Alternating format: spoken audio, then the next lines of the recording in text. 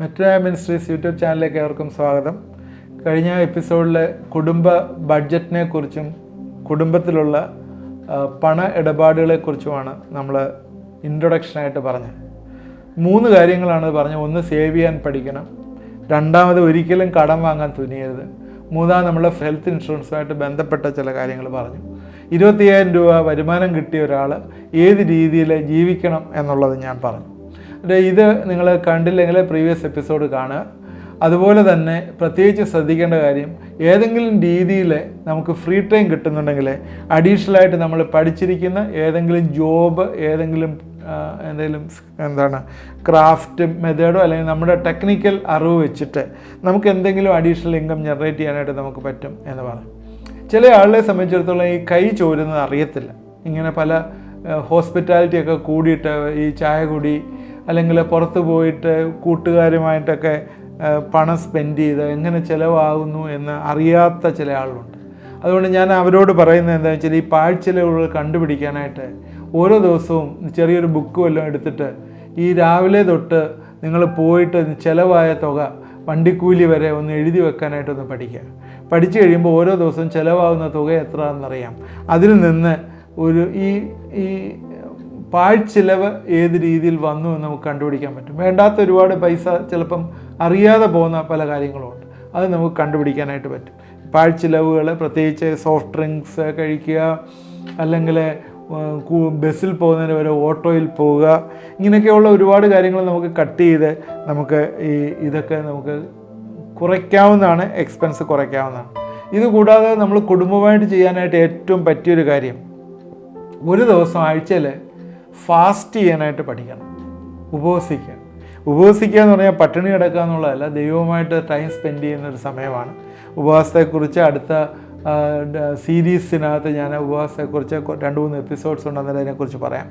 ആഴ്ചയിൽ ഒരിക്കൽ നമ്മൾ കുടുംബമായിട്ട് ഉപവസിക്കാനായിട്ട് പഠിക്കണം. പ്രത്യേകിച്ച് കുഞ്ഞുങ്ങളെ അത് പഠിപ്പിക്കണം. എങ്ങനെയാണ് ഉപവസിക്കുന്നത്? കുഞ്ഞ് ചത്തുപോകും. ചത്തൊന്നും പോകത്തില്ല. 1-2 ദിവസം അല്ല എത്ര ദിവസം, ഒരാഴ്ച ഒന്നും ഭക്ഷണം കഴിക്കാതിരുന്നാലൊന്നും ചത്തുപോകത്തില്ല. വെള്ളം കുടിച്ചാലും ജീവിക്കുന്നവരുണ്ട്. അതുകൊണ്ട് നമ്മൾ ചിന്തിക്കുന്ന ഒരു ഉപവസിക്കാനായിട്ട് നമ്മൾ പഠിക്കണം. ബൈബിളിലെ ഇതുമായിട്ട് ബന്ധപ്പെട്ടതല്ല ചില വാക്യങ്ങൾ ഇന്ന് നമ്മൾ ചിന്തിക്കുന്നതാണ്. എങ്ങനെയാണ് ഫൈനാൻസിൻ്റെ കാര്യങ്ങൾ, അതുപോലെ ഫൈനാൻസിൽ അങ്ങ് പൂറായി ഇരുന്നാൽ മതിയോ, ദൈവം നമ്മളെ സമൃദ്ധിയായിട്ട് നടത്തേണ്ടതല്ലേ എന്നൊക്കെയുള്ള ചില വാക്യങ്ങൾ. ഞാനിത് പറയുന്ന കാര്യം, ഇത് നിങ്ങൾ ധ്യാനിക്കുകയും നിങ്ങളത് ഏറ്റെടുക്കുകയും ചെയ്താൽ നിങ്ങളുടെ ഫൈനാൻസ് മേഖലകളെ ദൈവം പുഷ്ടിപ്പെടുത്തുന്നതായിട്ട് കാണാൻ പറ്റും.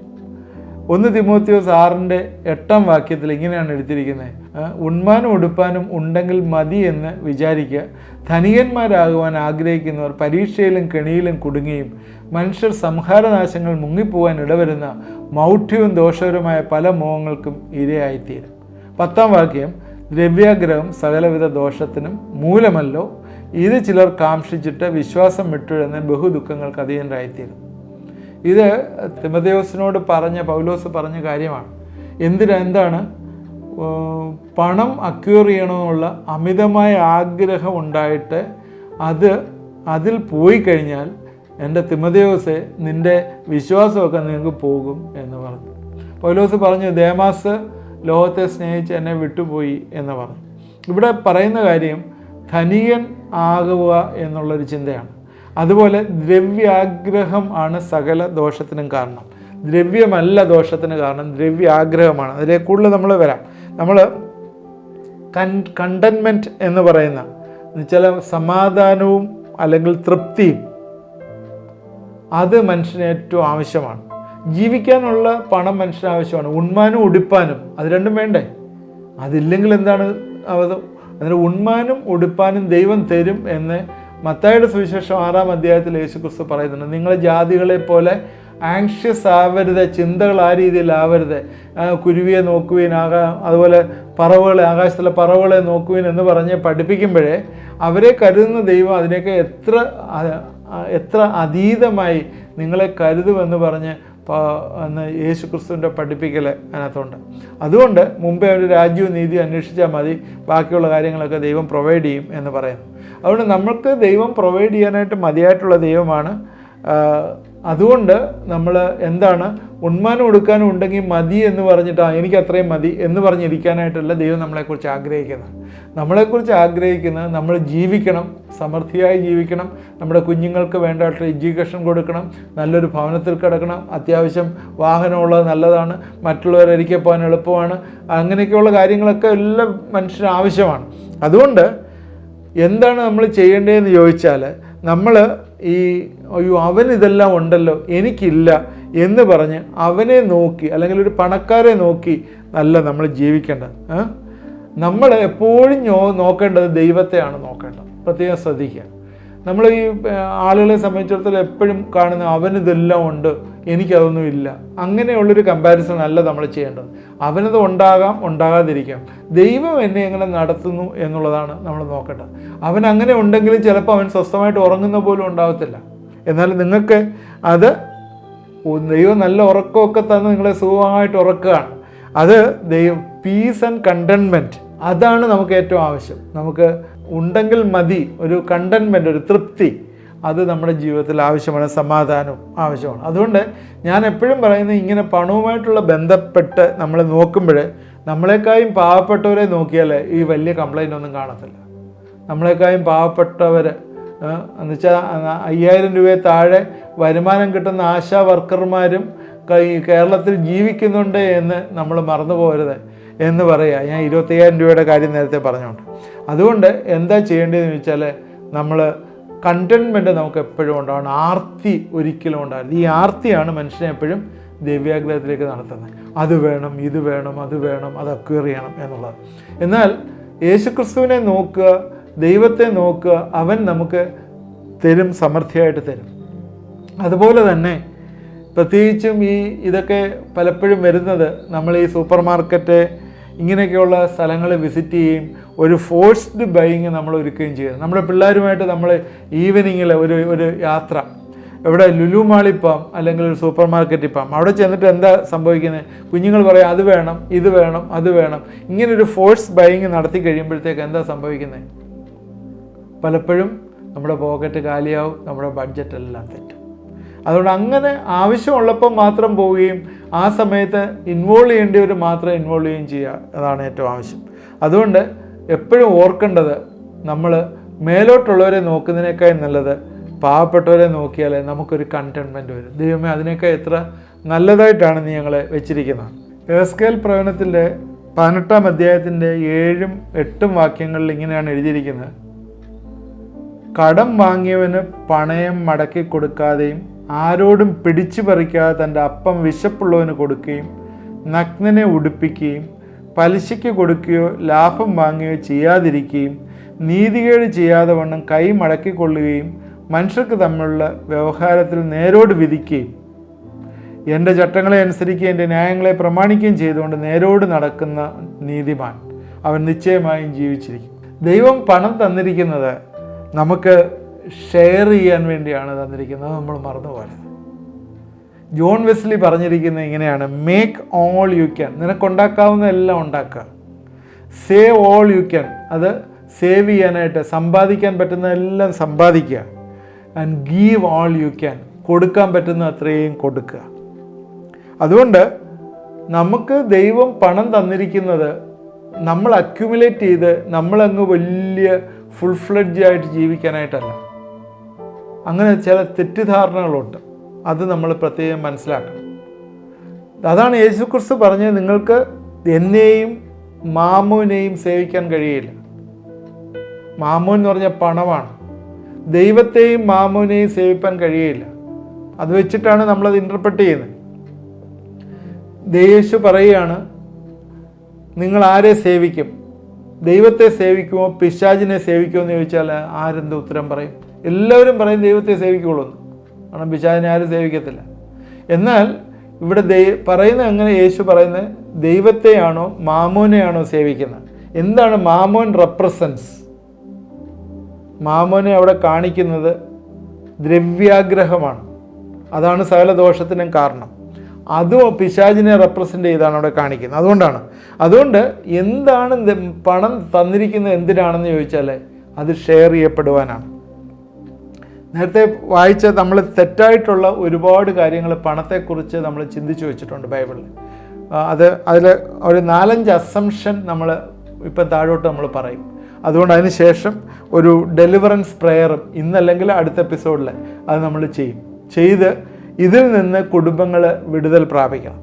നമുക്കറിയാം, പണം ദൈവം റിസോഴ്സസ് തന്നിരിക്കുക. നമുക്ക് ഈ ലോകത്ത് ജീവിക്കാനായിട്ട് ദൈവം നമ്മളെ സൃഷ്ടിച്ചാക്കിയിട്ടുണ്ടെങ്കിൽ അത് റിസോഴ്സസും ഈ ലോകത്ത് തന്നിട്ടുണ്ട്. അത് നിങ്ങളുടെയോ എൻ്റെയോ കയ്യിലില്ലാത്തത് ദൈവത്തിൻ്റെ കുഴപ്പമല്ല. അതെപ്പോഴും നമ്മൾ മനസ്സിലാക്കണം. അത് ആ റിസോഴ്സസ് നിങ്ങളുടെ കയ്യിലോ എൻ്റെ കയ്യിലോ ഇല്ലാത്തത് ദൈവത്തിൻ്റെ കുഴപ്പമല്ല, അത് നമ്മുടെ കുഴപ്പമാണ്. ഏദൻ തോട്ടത്തിൽ ആദാമിനെ ഹവ്വായെ സൃഷ്ടിച്ചു കഴിഞ്ഞപ്പോൾ അവർക്ക് വേണ്ടതൊക്കെ അവിടെ പ്രൊവൈഡ് ചെയ്തു. അതുപോലെ നമ്മളെ ഒരു കുടുംബത്തിലാക്കിയിരിക്കുകയും ദൈവം ആക്കിയിരിക്കുമ്പോൾ നമ്മളേക്ക് വേണ്ടതൊക്കെ അവിടെ പ്രൊവൈഡ് ചെയ്തിട്ടുണ്ട്. ആ പ്രൊവൈഡ് ചെയ്തത് അതിൻ്റെ മിസ്മാനേജ്മെൻറ്റ് കൊണ്ടോ അല്ലെങ്കിൽ നമ്മുടെ പേരൻസിൻ്റെയോ ഗ്രാൻഡ് പേരൻസിൻ്റെയോ അല്ലെങ്കിൽ നമ്മുടെയോ മിസ്മാനേജ്മെൻറ്റ് കൊണ്ടും അല്ലെങ്കിൽ ദൈവത്തിൻ്റെ പദ്ധതിയിൽ നമ്മൾ ജീവിക്കാതിരിക്കുന്നത് കൊണ്ടുമാണ് അത് നഷ്ടമായി പോവുകയും ദാരിദ്ര്യത്തിലാവുകയും ചെയ്ത് നമ്മൾ ഒരിക്കലും മറന്നു പോകരുത്. അതിന് ഇത്തിരി കാരണം, ഈ പറഞ്ഞ കാരണങ്ങളൊക്കെ ഉണ്ടാവും. അതുകൊണ്ട് നമ്മൾ എന്താണ് ചെയ്യുന്നത്? ദൈവഹിതത്തിൽ നമ്മളായി ദൈവത്തെ പ്ലീസ് ചെയ്യുകയും ദൈവത്തിൽ സമർപ്പിച്ചുകൊണ്ട് ദൈവഹിതത്തിൽ നിന്ന് ജീവിക്കുകയും ചെയ്യുമ്പോഴേ ഈ പോയതൊക്കെ തിരിച്ചു വരും. അതാണ് ദൈവം പറഞ്ഞിരിക്കുന്നത്, ഈ പോയതൊക്കെ തിരിച്ചു വരും, ദൈവം തിരിച്ചു കൊണ്ട് തരും, എല്ലാം ദൈവം കൊണ്ടുതരും. ഞാൻ അതിനുള്ള വാക്യങ്ങളൊക്കെ വായിച്ച് കേൾപ്പിക്കാം. ദൈവം അതെല്ലാം നമ്മളെ റീഇൻസ്റ്റേറ്റ് ചെയ്യും. നമുക്ക് 25,000 ആണോ ആവശ്യം, 25,000 തരും. നമുക്ക് 50 ആണോ ആവശ്യം, 50 തരും. ഇതെല്ലാം ദൈവത്തിൻ്റെ പദ്ധതിയിലുള്ളതാണ്. ദൈവം ഇതെങ്ങനെ കെട്ടിയിറക്കി തരുമെന്ന് ചോദിക്കും. ചിലപ്പം ദൈവം കെട്ടിയിറക്കി തന്നെ തരും. കഴിഞ്ഞ ദിവസം ഒരു സഹോദരനെ എന്നോട് ടെസ്റ്റ് മണി പറഞ്ഞാൽ ഓർക്കുകയാണ്. ആവശ്യമായിരുന്നു, വീട് പണി നടക്കുകയാണ്, പൈസ ഇല്ല, വീട് പണി നടക്കുകയാണ്, ആവശ്യമാണ് പൈസ, എങ്ങനെ കിട്ടുമെന്ന് അറിയത്തില്ല, പ്രാർത്ഥിച്ചാൽ ദൈവം തരുമെന്ന് ചോദിച്ചു, പ്രാർത്ഥിച്ചാൽ ദൈവം തരുമെന്ന് പറഞ്ഞു. ആ ദൈവം അത് കെട്ടിയിറക്കി കൊടുത്ത് എങ്ങനെയാണ് ചെക്കായിട്ട് കെട്ടിയിറക്കി കൊടുത്തതെന്ന് പറഞ്ഞപ്പോഴേ ഞാൻ ദൈവത്തിന് സ്തോത്രം പറയുകയായിരുന്നു. ദൈവം നമ്മുടെ എല്ലാ നീഡും മനസ്സിലാക്കി നമ്മളോട് ചെയ്യും. ഒറ്റൊരു കണ്ടീഷനേ ഉള്ളൂ, നിങ്ങളുടെ മനസ്സിലെ അത്യാഗ്രഹം ദ്രവ്യാഗ്രഹം പാടില്ല. ദൈവത്തിന് കാര്യങ്ങളോട്ട് വിട്ടുകൊടുത്താൽ മാത്രം മതി, ദൈവം അതിൽ കൂടി പ്രവർത്തിക്കും. അന്നേരം ചില ആളുകൾ അങ്ങനെ പൈസ കിട്ടുന്ന സേവ് ചെയ്ത് അക്യുമുലേറ്റ് ചെയ്ത് വെക്കും. കഴിഞ്ഞ ദിവസം ബാങ്കേഴ്സിൻ്റെ ഇടയിൽ പറഞ്ഞൊരു കാര്യമാണ്, കുമ്പനാട് സൈഡിലൊക്കെ അറിയാൻ വയ്യാതെ ഒരുപാട് കോടിക്കണക്കിന് രൂപ ആരുടെയാണെന്ന് പറയാം ബാങ്കിൽ കിടക്കുക. 10 വർഷം കഴിയുമ്പോഴത്തേക്ക് അത് ട്രാൻസ്ഫർ ചെയ്യും. 10 വർഷം കഴിഞ്ഞ് ആ നോമിനി ഉണ്ടെങ്കിൽ നോമിനിക്ക് കൊടുക്കും, നോമിനി ഇല്ലെങ്കിൽ നോട്ടീസ് കൊടുക്കും. നോട്ടീസ് കിട്ടുന്ന അവൈലബിൾ ആയിട്ടുള്ള നോട്ടീസ് കൊടുക്കും. അതിനകത്ത് നോട്ടീസ് തിരിച്ചു വരികയാണെങ്കിൽ അത് ഗവൺമെൻറ് അക്കൗണ്ടിലേക്ക് ട്രാൻസ്ഫർ ചെയ്യും. അങ്ങനെയാണ് RBIയുടെ റൂള്. അതുകൊണ്ട് ഈ നാളുകളിൽ ആരോരും അനുഭവിക്കാതെ നഷ്ടപ്പെട്ടു പോകുന്നതുകൊണ്ട് സേവ് ചെയ്തിട്ട്, അതുകൊണ്ട് സേവ് ചെയ്യാനായിട്ട് പൈസ തന്നിരിക്കുന്നെങ്കിൽ അത് ആ റിസോഴ്സസ് മറ്റുള്ളവർക്ക് ഷെയർ ചെയ്യപ്പെടുവാനായിട്ടാണ് നമ്മൾ ഒരിക്കലും മറന്നത്. അതുകൊണ്ട് ഗീവ് ഓൾ യു ക്യാൻ, നിങ്ങൾക്കുള്ളത് മറ്റുള്ളവർക്ക് കൊടുക്കണം. അതുകൊണ്ട് പല ആളുകളും ഇന്ന് ഫൈനാൻസിനെ കുറിച്ച് തെറ്റായിട്ടാണ് അസ്യൂം ചെയ്ത് മനസ്സിലാക്കിയിരിക്കുന്നത്. അതുകൊണ്ട് ഈ മെൻ്റൽ ബാരിയർ വന്നിട്ട് ഇവർ പലപ്പോഴും അയ്യോ പണം എന്ന് പറഞ്ഞാൽ ഇച്ചിച്ചിയാണ്, അത് ഇഷ്ടമില്ലാത്ത കാര്യമാണ് എന്നൊക്കെ ചിന്തിച്ചിരിക്കുന്ന കാര്യം. നമ്മൾ തെറ്റായിട്ട് പഠിച്ചു വച്ചിരിക്കുന്ന ഒരു പ്രധാനപ്പെട്ട കാര്യം മണി ഈസ് ഈവിൾ എന്ന് തെറ്റായിട്ട് നമ്മൾ പഠിച്ചു വെച്ചിട്ടുണ്ട്. നമുക്കറിയാം അത് ഈവിളൊന്നുമല്ല, ശരിക്കും അത് റോങ് ആയിട്ടുള്ളൊരു അസംഷനാണ്. ഈ 1 തിമോത്തി 6-ാം അധ്യായത്തിൻ്റെ 10-ാം വാക്യം ഞാൻ വായിച്ചത്, ദ്രവ്യാഗ്രഹം സകല ദോഷത്തിനും മൂലമല്ലോ. അതിനകത്ത് എഴുതിയിട്ടുണ്ട് love for money is the root of all evil. അത് നമ്മുടെ ആറ്റിറ്റ്യൂഡാണ്, ആ മണിയുടെ ആറ്റിറ്റ്യൂഡാണ്. നമുക്കറിയാം അബ്രഹാം ധനികനായിരുന്നു. ബൈബിളിൽ നമ്മുടെ പൂർവ്വപിതാക്കന്മാരെല്ലാം അത്യാവശ്യ സമ്പത്തും കാര്യങ്ങളും ഒക്കെ ഉള്ളവരായിരുന്നു. അതുകൊണ്ട് ആ സമ്പത്തൊന്നും അവരെ ദൈവത്തിൽ നിന്ന് അകറ്റി കൊണ്ടുപോയതൊന്നുമില്ല. എന്നാൽ അതിനോടുള്ള ഡിസയർ, അതിനോടുള്ള ആറ്റിറ്റ്യൂഡ്, നിങ്ങൾക്ക് കുറേ സമ്പത്ത് കിട്ടി, അത് ദൈവനാമത്തിനായിട്ട് വിനിയോഗിക്കപ്പെടുകയും അനാഥരെയും വിധവന്മാരെയും ഹെൽപ്പ് ചെയ്യാനായിട്ട് യൂസ് ചെയ്യുകയും ദൈവഹിതപ്രകാരം യൂസ് ചെയ്യുകയും ചെയ്താൽ ദൈവത്തിൻ്റെ രാജ്യം വർദ്ധിക്കുകയും ദൈവത്തിൻ്റെ നാമം മഹത്വപ്പെടുകയും അല്ലേ? ആണ് തീർച്ചയായും. എന്നാൽ അത് അക്യുമുലേറ്റ് ചെയ്തുകൊണ്ട് ഞാനിന്ന് എൻ്റെ സുഭിക്ഷമായിട്ട് ഞാനിന്ന് ജീവിക്കുകയാണ്, എനിക്ക് യാതൊരു പ്രശ്നവുമില്ല, എനിക്ക് ഒരു വർഷമായുള്ളൂ വാങ്ങിച്ചിട്ട്, ഇതൊരു 40 ലക്ഷം രൂപയുടെ കാറാണ്, ഇത് പോരെ, എനിക്കൊരു 1 കോടി, ഒരു 80-90 ലക്ഷം രൂപയുടെ കാർ വേണം എന്ന് പറഞ്ഞിട്ട് ഇത് 40 ലക്ഷം രൂപയ്ക്ക് വാങ്ങിച്ച കാർ ഒരു 10 ലക്ഷം രൂപ 15 ലക്ഷം രൂപയ്ക്ക് കൊടുത്തിട്ട് ഞാനൊരു 90 ലക്ഷം രൂപയുടെ കാർ വാങ്ങിച്ച് പോകുമ്പോഴേ ഇവിടെയാണ് നിങ്ങളുടെ ടെസ്റ്റ് മണി തെറ്റുന്നത്. അവിടെയാണ് ടെസ്റ്റ് മണി തെറ്റുന്നത്. നിങ്ങൾക്ക് അതിന് നീഡില്ല, ഈ 40 ലക്ഷം രൂപയുടെ കാറിൽ പോയാലും 90 ലക്ഷം രൂപയുടെ കാറിൽ പോയാലും നിങ്ങളുടെ എയിമും നിങ്ങളെക്കുറിച്ചുള്ള അച്ചീവ്മെൻറ്റും സെയിമാണ്. ഞാൻ ദൈവ കൽപ്പന പ്രകാരവും ബിബ്ലിക്കലായിട്ടുമാണ് ഞാൻ പറയുന്നത്, അല്ലാതെ വേറെ ഒന്നുമല്ല പറയുന്നത്. ആ 40 ലക്ഷം രൂപയുടെ കാറും 1 കോടി രൂപയുടെ കാറിൻ്റെ പർപ്പസ് സെയിം ആയിട്ടാണ് മീറ്റ് ചെയ്യപ്പെടുന്നത്. നിങ്ങളുടെ ജീവിതത്തിൽ ദൈവത്തെ സംബന്ധിച്ചും ദൈവരാജ്യത്തിൻ്റെ വർധനവും ദൈവരാജ്യത്തിന് വേണ്ടിയുള്ളത്. ഓക്കെ, അതുകൊണ്ട് എനിക്ക് ദൈവം തരുന്ന എന്നെ അടിച്ചു പൊളിച്ചങ്ങ് ജീവിക്കാം എന്നാരും ചിന്തിക്കാൻ. അവിടെയാണ് എക്സ്ട്രാ വേക്കൻസി വരുന്നത്, മണി ഈവിളായിത്തീരുന്നത്. നിൻ്റെ സഹോദരൻ ദരിദ്രനായി അവിടെ കിടന്ന് മരിക്കുമ്പോഴേ നീ അത് കാണാതെ നിനക്ക് ദൈവം തന്നിരിക്കുന്ന റിസോഴ്സസ് നിൻ്റെ പേഴ്സണലായിട്ടുള്ള ആവശ്യത്തിന് വേണ്ടി നീ അത്രയും വിനിയോഗിക്കപ്പെടുമ്പോഴേ ഒരിക്കൽ ദൈവത്തിൻ്റെ ന്യായാസനത്തിന് മുമ്പാകെ നീ നിൽക്കേണ്ടി വരും. അത് പറയുന്നുണ്ട്, നീ ചെയ്യുന്ന നല്ലതായാലും തീയതായാലും ദൈവത്തിൻ്റെ ന്യായാസനത്തിന് മുമ്പാകെ നീയും ഞാനും നിൽക്കേണ്ടി വരും. അവിടെയാണ് നീ ഏത് രീതിയിൽ നിൻ്റെ പണം വിനിയോഗിച്ചു എന്നുള്ളത് ചോദ്യപ്പെടുന്നത്. അതായത് അത് ചോദ്യം ചെയ്യുമ്പോഴേ എല്ലാം ചോദ്യം ചെയ്യപ്പെടും, അതിനകത്ത് അതും ചോദ്യം ചെയ്യപ്പെടും. അതനുസരിച്ചായിരിക്കും റിവാർഡ്. നീ വലിയ വിശുദ്ധനാണ്, നീ വലിയ പരമഭക്തനാണ് എന്ന് പറഞ്ഞാലും അവിടെയാണ് നിൻ്റെ ഡിസയർ അല്ലെങ്കിൽ പണത്തോടുള്ള താല്പര്യം അവിടെ കാണുന്നത്. അതുകൊണ്ട് മണി എന്ന് പറയുന്നത് it is not an evil, അത് തെറ്റായിട്ടുള്ള പഠിപ്പിക്കലാണ്. അതിൻ്റെ ഡിസയറാണ് ഈവിൾ. അതുകൊണ്ട് പണം അക്യൂമുലേറ്റ് ചെയ്യരുത് എന്ന് പറയുന്നത് തെറ്റാണ്. അത് നമുക്ക് ആവശ്യമാണ് എന്ന് ദൈവം അറിയുന്നു. ഇനി ഒരു 3-4 പോയിൻ്റ് കൂടെ ഇതുമായിട്ട് ബന്ധപ്പെട്ട് പറയാനുണ്ട്. നമുക്ക് അടുത്ത എപ്പിസോഡ് ചിന്തിക്കുക. തുടർമാനമായിട്ട് നിങ്ങൾ കാണുക. ഇത് നമുക്ക് വലിയ പ്രയോജനം ചെയ്യും. ഫൈനാൻസിനെ കുറിച്ച് വലിയൊരു പ്രയോജനം ചെയ്യും. ഞാൻ മനസ്സിലാക്കുന്നത് ഇത് കഴിയുമ്പോഴേ ഈ 3 എപ്പിസോഡുകൾ അടുത്തൊരു എപ്പിസോഡിൽ കൂടെ ഇത് ഞാൻ പറഞ്ഞു തീർക്കാമെന്ന് വിചാരിക്കും. ഇത് കഴിയുമ്പോഴേ നിങ്ങൾ ഏത് രീതിയിൽ നിങ്ങളുടെ ഭവനത്തിലെ ഫൈനാൻസ് പ്ലാൻ ചെയ്തു പോവും, എവിടൊക്കെ കുറവുണ്ടോ അവിടെല്ലാം ദൈവം പരിഹരിക്കും എന്ന് ഞാൻ വിശ്വസിക്കുകയും ചെയ്യും. നമുക്ക് പ്രാർത്ഥിക്കാം. ദൈവമായ കർത്താവെ, ഇത് കണ്ടുകൊണ്ടിരുന്ന പ്രിയപ്പെട്ടവരെയൊക്കെ ഞങ്ങൾ അനുഗ്രഹിച്ച് പ്രാർത്ഥിക്കുന്നു. കർത്താവെ, ഏതെങ്കിലും രീതിയിൽ ഭവനത്തിലെ കർത്താവെ ഷോർട്ട് ഫാൾ ഉണ്ടെങ്കിൽ എൻ്റെ ദൈവം അതെല്ലാം നിൻ്റെ മഹത്വത്തിൻ്റെ ധനത്തിനൊത്തോണം ക്രിസ്തുയേശുവിൽ തീർത്തു തരും എന്ന് നിൻ്റെ വചനത്തിലുള്ള ഓർത്ത സ്തോത്രം. കർത്താവേ, സാരഫത്തിലെ വിധവയെ നടത്തിയ ദൈവം, കർത്താവേ, മനുഷ്യൻ്റെ ആവശ്യങ്ങൾ വരുമ്പോഴേ അത് അറിഞ്ഞ് നടത്തുന്ന ദൈവം, ഈ ദിവസങ്ങളിലെ കർത്താവെ പ്രിയപ്പെട്ടവരെ അറിഞ്ഞ് അവരുടെ ആവശ്യങ്ങൾ കൂടെ ഇരുന്ന് സഹായിക്കണം. കർത്താവെ, ഇത് കണ്ടുകൊണ്ടിരിക്കുന്ന ചില വ്യക്തികളുടെ ഭവനത്തിലെ വിവാഹ ആവശ്യത്തിനായിട്ട് ആവശ്യമായിട്ടുള്ള പണമില്ലാതെ ബുദ്ധിമുട്ടുന്നവരിത് കാണുന്നു. യേശുവിൻ്റെ നാമത്തിൽ നിങ്ങൾ എന്നോട് ചേർന്നൊന്ന് പ്രാർത്ഥിക്കുമോ? യേശുവിൻ്റെ നാമത്തിൽ അവിടെ വലിയൊരു വിടുതൽ വന്നു ചേരും. നിങ്ങളറിയാത്ത രീതിയിൽ, ഏത് രീതിയാണെന്ന് അറിയത്തില്ല, സഭയിൽ നിന്നാണോ, നിങ്ങളുടെ ബന്ധുക്കളിൽ നിന്നാണോ, അറിയാത്ത വഴിയിൽ നിന്നാണോ, നിങ്ങൾക്ക് ഈ ദിവസങ്ങളിൽ ദൈവം സഹായം അയക്കുന്നു. നിങ്ങളുടെ മാരേജ് ഉദ്ദേശിച്ചതുപോലെ തന്നെ ആ ഡേറ്റിൽ നടക്കും എന്ന് ദൈവത്തിൻ്റെ ആത്മാവ് സംസാരിക്കുന്നു. നിങ്ങളെ ദൈവങ്ങളിലേക്ക് ഏൽപ്പിച്ചൊന്ന് പ്രാർത്ഥിക്കുമോ? കർത്താവേ, ഈ കുടുംബങ്ങളിൽ നീ വലിയൊരു മിറക്കിൾ ഈ ദിവസങ്ങൾ ചെയ്യുകയും വലിയൊരു വിടുതലയക്കുകയും ചെയ്യുന്ന ഓർത്ത സ്തോത്രം. കുടുംബത്തിലെ സാമ്പത്തികമായി ഞെരുങ്ങുന്ന വ്യക്തികളിത് കാണുന്നു. കർത്താവെ, ഭവനത്തിൻ്റെ പണി പകുതിയായി നിൽക്കുന്നവരെയൊക്കെ ഈ വലിയൊരു റിലീസ് കർത്താവെ നീ കൊടുക്കണമേ എന്ന് പ്രാർത്ഥിക്കുന്നു. സ്തോത്രം. ചില അത്യാവശ്യത്തിന് വേണ്ടി ചില പണം ആവശ്യപ്പെട്ട് പ്രാർത്ഥിച്ചുകൊണ്ടിരിക്കുന്ന ചില വ്യക്തികളുടെ ജീവിതങ്ങളിൽ ഇന്നറിയാത്ത രീതിയിലുള്ള അത്ഭുതങ്ങളെ നീ അയക്കണമേ, സഹായിക്കണമേ എന്ന് പ്രാർത്ഥിക്കുന്നു. ദൈവമേ, ഞങ്ങളെ ഏൽപ്പിച്ച് പ്രാർത്ഥിക്കുന്നു.